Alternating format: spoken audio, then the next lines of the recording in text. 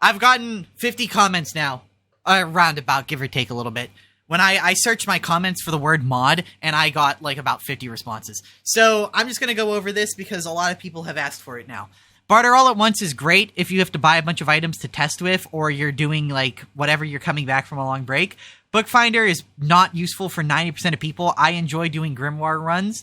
Buff HUD improvements is mandatory for me, and it adds this buff window where you can put your buffs like right there in the middle. It gives you a second window, so it allows you to manually filter out trash buffs that you don't care about. Buy until rating is godlike. It is amazing. So it lets me do something like this. Let's say my desired rating is 370, and I wanted to auto discard everything 360 and lower. So then I go into Brunt's Armory and buy, I don't know, man, a plasma gun. It'll automatically buy them for me, and it'll discard. Well, I didn't have it on right there, but it'll auto discard all of the ones that I don't want, that aren't like at the certain rating threshold. Creature spawner is creature spawner. This allows you to do a lot of useful stuff. If you don't plan on spending a ton of time in the Psychanium, you don't really need it. Crosshair HUD. So Crosshair HUD is how I do things like that ammo widget to the left of my health, and the 2 health bars and the grenade widget. That is how all of that works. It also adds new elements for the team. All this little individual editable stuff you see, this is all added by Crosshair HUD. I just turn off all the parts that I don't want, keep the parts that I do want on, and I just move them to the thingy. This is Crosshair Remap, and I use this for this gun, and you'll see why in a second. Custom HUD. This is what enables you to do this, where you can move every element of the screen. I think this is mandatory. I absolutely despise the default HUD in this game. There is like this meta for game designers who aren't like competitive players, where the sides of the screen are for your HUD stuff and the center of the screen is for gameplay. It looks clean, it looks pretty, it's great for like the average casual, but the moment you start becoming more of a tryhard, when your grenades are like down here, you are fully focused on like the crusher here, where you're like, this center of the screen is where your eyes are focused. So like when your buffs are pushed down here and your grenades are over here, you have to like manually look in your peripheral vision, taking your primary focus off the thing directly in front of you, just so you can say, okay, wait, I got 3 grenades. Okay, I need to throw one to keep my grenade buff going. And then it's like, how fast am I to a grenade? Oh, I gotta look all the way to the bottom left of the screen. It's really like, this is where a lot of people that are like casuals who will never achieve greatness in their life start to go like, that is so like what, like lame and blah, blah, blah, blah, blah. Yeah, if you don't think it's important, that's cool. You do you. But like in every competitive game ever, people always customize the HUD. They always throw as much info in the middle of the screen as possible, because that is where info belongs. It belongs in the center, not on the sides. Dark Cache just makes me load the game faster. Debuff indicator is how I do stuff like this. It's not going to work right now because the health bars are broken, because I'm messing with mods in the Psychanium, which you really shouldn't do. But it'll show me like brittleness, bleed stacks, focus target. Real nice if you're trying to optimize your bleeding uptime, or know when to swap off your brittle weapon to your other weapon. Decode helper is something that I flip-flop on. I like it and I don't like it. So it shows you the full sequence of the decode thing before, like as you're going into it. And I'm always back and forth if this mod's a little cheaty or not, because like technically you can always like click into the thing, but if there's latency, you can't do that. I don't know. I kind of like it. I'm kind of like, I don't know. If I don't want to use it, I'll just turn this down to 0. If I do want to use it, I'll turn it on 100. I flip-flop on it. Sometimes I'm like, yeah, it's nice, but other times I'm like, this kind of really isn't like that, and it's like whatever. Disable screen effects is exactly what it sounds like. It turns off all the screen effects. Like when you're doing this, I don't need to see I don't need the screen to go all like, this is great because it disables stealth effects. So I will put my stealth timer here in the middle so I can actually see exactly how much stealth I have left at any given moment. Just like the icon is right here. I really can't stress how important it is to have something like your your ultimate cooldown in front of your face. Because the amount of ultimates that people waste in quick play is disgusting.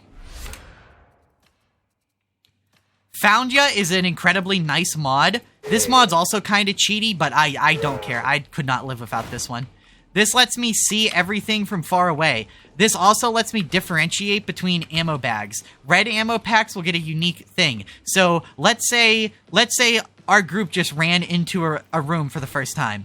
I can see red ammo from like 50 meters away, whereas everyone else who's not using it, they just can't. So I know straight up, I gotta go full speed, beeline to that red ammo and grab it before anyone else does. I'm waiting for the "you're a toxic douchebag" comments now. Full auto is a really nice mod. Some people will say that it's whatever, or like, it's another borderline, like, it's a little on the borderline. It lets you do stuff like this, where, so here's the thing about this. Sorry, I was kind of stretching for words while I was looking for this gun. So here's like my actually collected thoughts on it. I played games professionally, like esports and all, like sponsored jersey player and everything.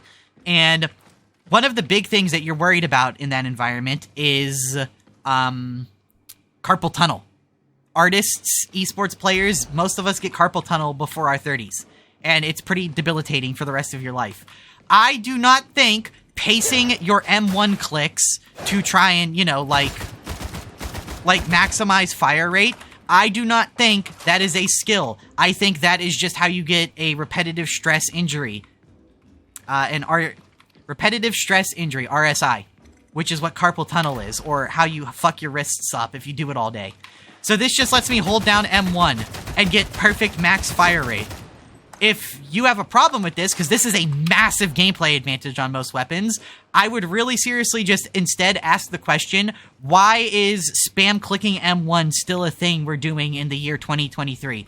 Come on, like, as much as I don't like a lot of accessibility options in games, I think some of them just make the game easier, like auto combos in fighting games.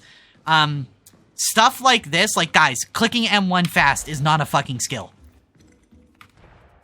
Is really all it comes down to. Health bars is the penultimate cheat mod, according to people. It just lets you see the Psychanium health bars in normal missions. Yes, it does provide a minor advantage, in like, I can see which crusher's the weakest, so I can focus on it, and I can take them down more efficiently. No, if you're bad and you use that, you're not going to do good. Actually, if you're good and you use that, you're not going to do much better. It is like a 0.1% advantage. It is when you see people say mods are cheats because you can see health bars and it lets you like shoot through fire, every response to that is the proper response to that is the same response I have in my 125 Crushers videos. Shut the fuck up, you loser bitch. You wouldn't, you can't do that. You'll see like a true duo where someone's using health bars. They'll be like, this is invalid. You're using a cheat mod. You can see health bars through smoke. And it's like, dude, shut the fuck up. You would die in the first room of a true solo or a true duo. Like, actually be quiet. Hub Hotkeys just lets me do stuff like this. Like, go from the Psychanium to the Armory or start up a mission from in here. Very nice, huge quality of life saver. Inventory stats is exactly what it sounds like. It's very nice for removing the guesswork from builds. You can see stuff like all of this. Very, very nice. Log me in is exactly what it sounds like. It just automatically skips the like press spacebar and shit, and it just logs you back in as your last character. Many More Try allows you to save a game so you can play it for the entire rest of the like next 24 hours. Really good if there's a 3-veg Maelstrom, which are obviously the hardest ones, and you want to skip some trash garbage Maelstrom that's available right now. Favorites is exactly what it sounds. I do stuff like min-maxed item favorites, farming item favorites, so on and so forth. Numeric UI is what converts all bars and meaningless shit into actual like numbers that you can utilize. Prefer Auric automatically makes everything, it makes the game default to Auric.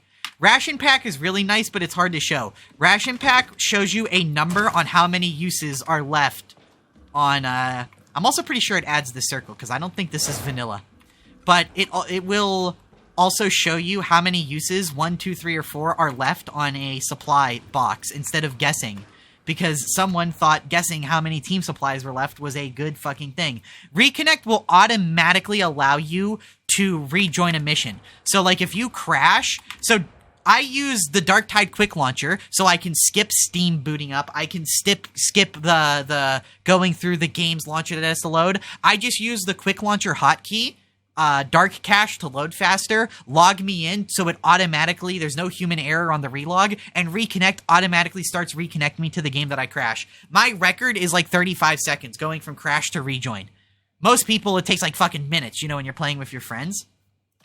Scoreboard is the best mod in the game. Anyone who tells you scores don't matter is a coping fucking bitch who usually does pretty bad on them.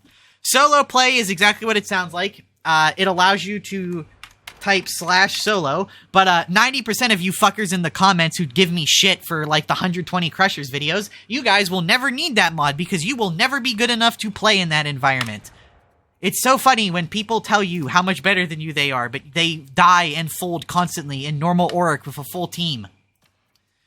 Spawn feed is an interesting mod. So these two are like the most borderline, like definitive cheat mods that I use, but I have a very good reason for it. So Spidey Sense is that. It is that little like thing that's telling me where the specials are. But do you hear the no sounds? See, hold on. Let me show you why I like Spidey Sense and why I don't consider it a cheat mod. Because it's very, very, very obvious that it's not cheating in the game's current environment. So then we go back into Creature Spawner. We do Specialist. And where is the Net Gunner? So, trappers are not dangerous at all unless you can't hear them. So if I... this is simulating the non-audible specials thing. So let me turn this off. So look. All I know is there's a trapper in my vicinity. I cannot hear the net. I can't anything. All I know is there's a trapper somewhere. Now, this will only... See how it stopped showing me? But it did show me right there because he was making a sound. And it's pulsing every time he moves. It shows a sound. It plays... there. It makes a visual indicator for their sound effects. See, right now he's not making any sound. So it wasn't showing anything. As soon as he starts moving, it is effectively... This is the same as when a game has an accessibility option where it turns dangerous sound cues into a visual bar on the screen. Literally, it is the exact same thing. Functioning sound cues that always work are objectively more powerful than that mod. And I would gladly stop using it to get that shit off my screen if I could 100% trust that every sound was going to play every time. The fact that I genuinely cannot trust that from the game means I will continue to use it, and I will continue to laugh at morons in the comment section who call it cheating.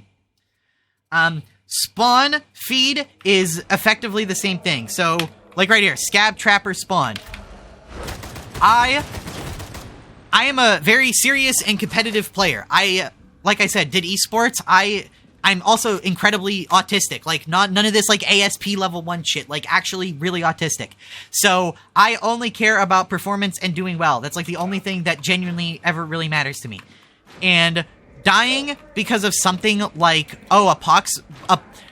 in my... Scryer's Gaze, like, Gunpsyker video, a perfect example happens. A pox bomber spawns, like, here in this door, but then I move back through a load zone, so then he runs back in the door and then runs to the door behind me. But while he's doing that, his noises are just completely done. They're stopping. So, if I didn't have spawn indicator to know that he spawned, he would have blindsided me there, which is not intended game balance. And if I didn't have Spidey Sense to hear, or to get the visual indicator that he was moving over here, and he was starting to move out, because his beeping didn't start, because he was in the middle of moving between two doors in a load zone, right when he spawned, so he never got a chance to start his special noise, that would have just ended that video right then and there. Complete possible bullshit death that a functioning sound system would make a complete non-issue, but we need all these mods to counteract potential bugs. True solo quality of life is exactly what it sounds like. It's just these 4 things. These 4 things will, like, triple the rate at which you can re-up your true solos. True level is just a fun little gimmick mod that lets you see levels past 30. It's why I use experience on all my trinkets. Same with ordo dockets. That also has to do because I want to give myself a little more of a challenge when I'm playing with other people. Volley fire timer is exactly what it sounds like. I don't think I need to explain it. And weapon FOV is how is why my weapons look like this.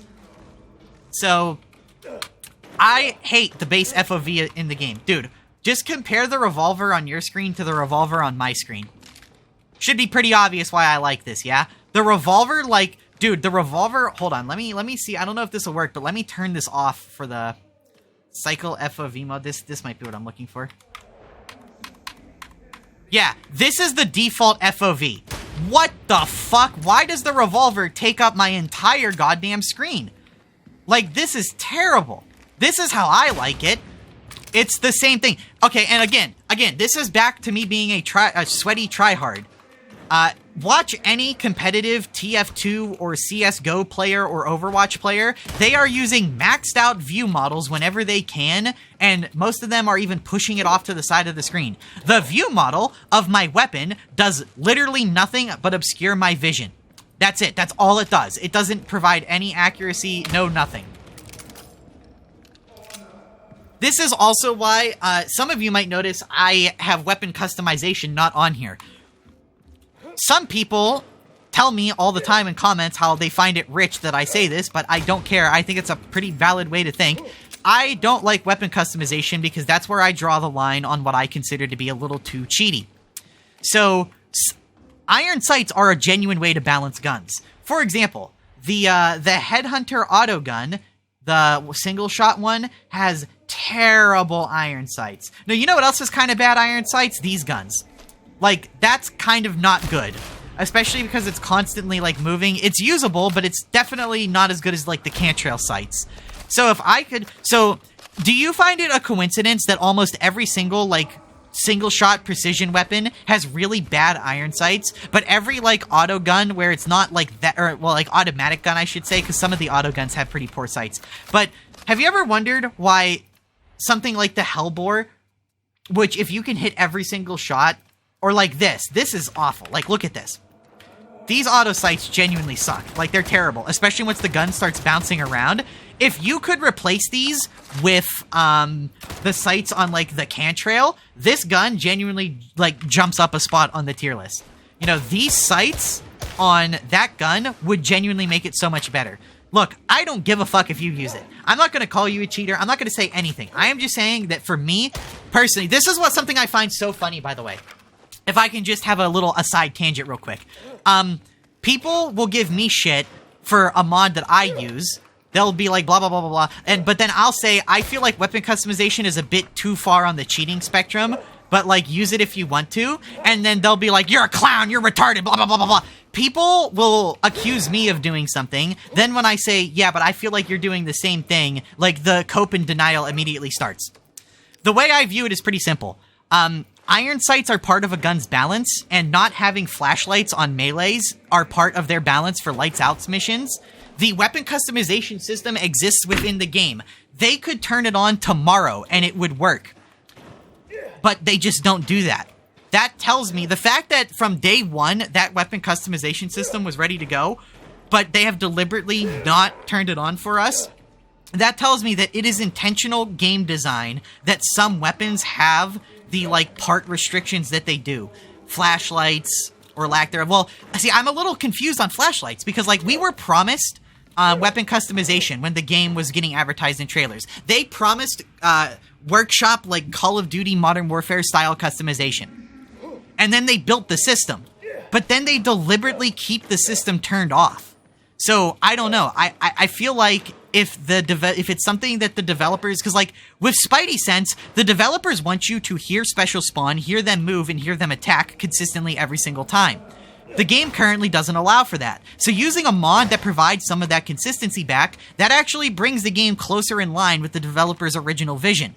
Whereas, adding weapon mods when they could allow us to do that tomorrow, but they just consciously don't let us...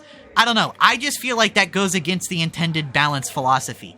You can disagree with that, and I'm not going to say anything. I'll say, okay, that's fine. Like, you know, I could understand why you don't agree. Because the fact that it was an advertised feature in trailers, like at launch, we were promised it was going to be there. But then they made the system, but they deliberately didn't let us access it. I feel like a designer said, wait, this kind of breaks the balance on some weapons and is kind of a nightmare to keep everything balanced, so just don't let people do this. Because, I mean, that's how it works with game development, by the way. That's why if you can read my posts on the Steam forum or the Fat Shark forum, and even when day one in the beta, when this game was getting, like, mostly negative reviews on Steam at that point, or, like, deeply, like, lower into the mixed borderline, mostly negative, I was pretty, like, I was not upset about the quote-unquote broken promises. Because, like, that's just, like, I understand it shouldn't be a thing, but at the same time, I'm also a rational, like, realist. I understand that Hedge will advertise a feature like weapon customization. Then in the last month, a designer will say, like you will have people commit to the system. It'll get built.